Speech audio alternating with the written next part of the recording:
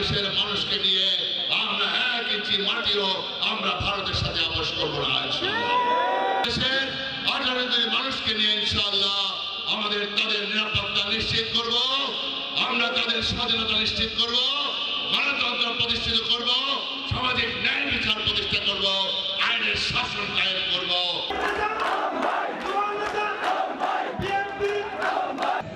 আর নয় বিদেশি, এবার খাবো দেশি। কেমন খাইছে দেশি? আমি 33 বছর যাবৎ আপনাদের সাথে, আমি বিদেশি। আওয়ামী লীগ এই কথা বলে, এই কথা আওয়ামী লীগের কিছু কিছু দোসররা বলা শুরু করছে, বিদেশি আর কিছু পারে না। কেমন করছে দেশি দেশি মহিলা কি করছে? আমি 33 বছর, আপনারা কেউ বলতে পারবেন না আমার ভাই অথবা আমার বোন, আমার ভাইনা ভাতিজা কেউ 1 ইঞ্চি জমি আপনাদের কেউ নিছে। আমি রাজনীতি ছেড়ে দেব, হাতে চলে পড়ব। এই রাজনীতি করতে আসি নাই, এই রাজনীতি করতে আসি নাই, লুটপাট করতে আসি নাই। ইজ্জতের জন্য, সম্মানের জন্য রাজনীতি করি। রাজনীতি করতে ভাত খেতে হয় না, মানুষের সেবা করতে চাই। সেবা করার স্বাক্ষর আমি রেখেছি। আমি এমপি না, আমি মনে করি আপনাদের সেবক। আমি একজন সেবক, আমি নেতা নই।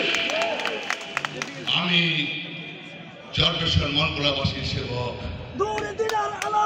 আমি কৃতজ্ঞতা জানাই চরপেশন মনপুরাবাসী। চরপেশন মনপুরাবাসী আমাকে কিভাবে ভালোবাসেন তার প্রমাণ আপনারা বারবার দিয়েছেন, আজকেও আপনারা দিয়েছেন।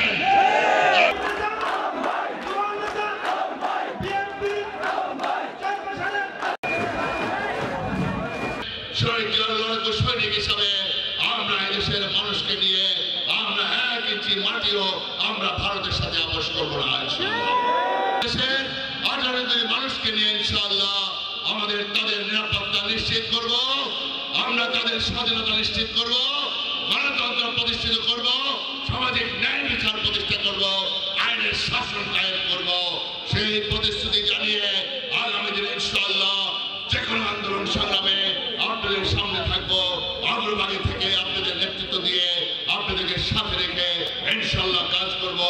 যেমনি ভাবে উন্নয়ন, আন্দোলন, সংগ্রাম যেমনি ভাবে অতীতে অগ্রভাগে ছিলাম, ঠিক তেমনি ভাবেই অগ্রভাগে থেকে নেতৃত্ব দিয়ে এগিয়ে যাব এবং বেগম খালেদা জিয়ার হাতে শক্তিশালী করব।